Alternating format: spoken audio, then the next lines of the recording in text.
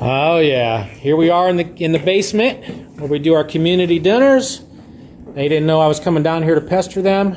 Boy Scout Troop 38, which has been here for, I think it's going to be 90 years coming up.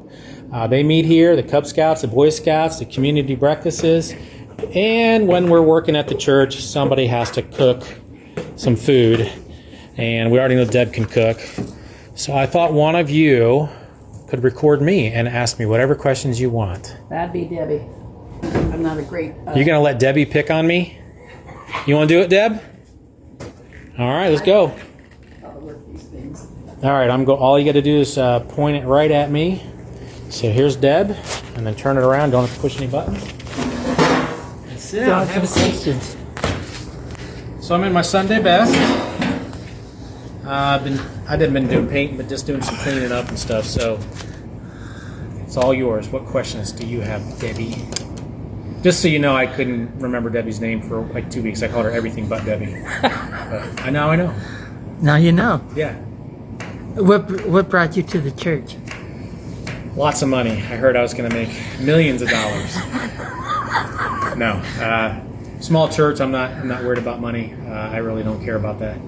I was at the age of 10. No, I'm sorry, in 10th grade, I knew I was called to be a pastor.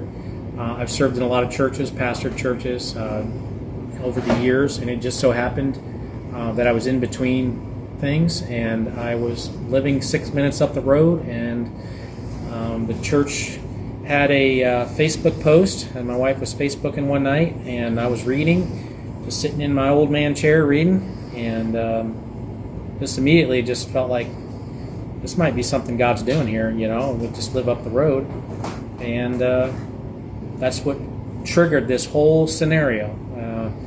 And it felt like God has been behind it the whole way. So, yeah, brought me to Magnolia is a different question. For my regular full-time job, I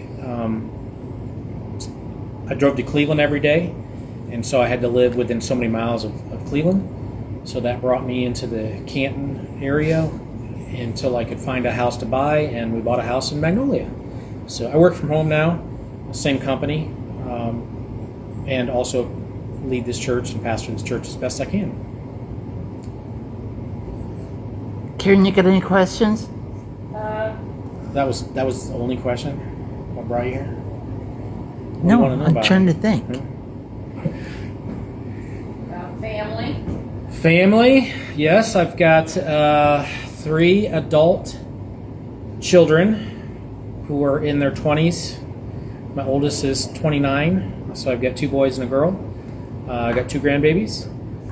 I have my son is married. My son Brandon is married to a young lady named Io Zylia.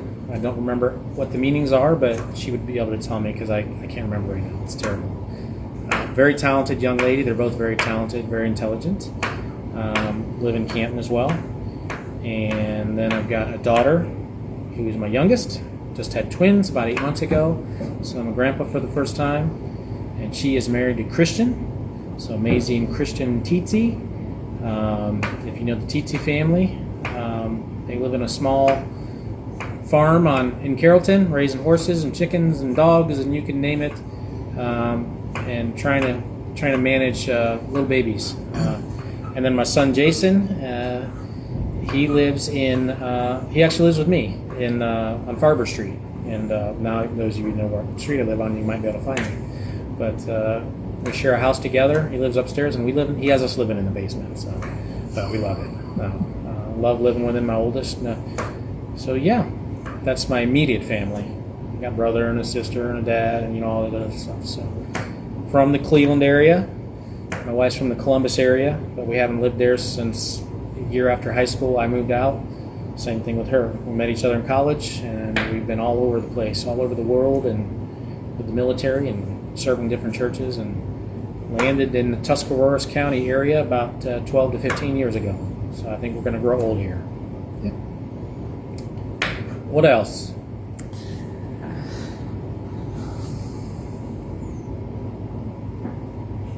Wait, you're doing the interview, not her. I know, So but you don't have any questions. No, I don't. You put me on the spot. So I guess I'll just then keep it brief. This is me. I'm real. Come to church on Sunday. Come to church during the week. We're going to eventually be doing some different things, trying to connect with the community, with the youth of the community, meeting the needs of the community. I'm very down to earth. Jeans and t-shirts are welcome. Dress up if you want.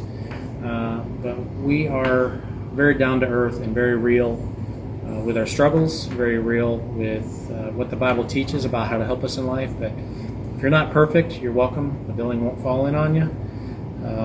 If it hasn't fallen in on me yet, it won't fall in on you. So I've been through a lot, so I speak about that a lot, about God's grace, God's forgiveness, and yeah, man, just love to meet some of you someday.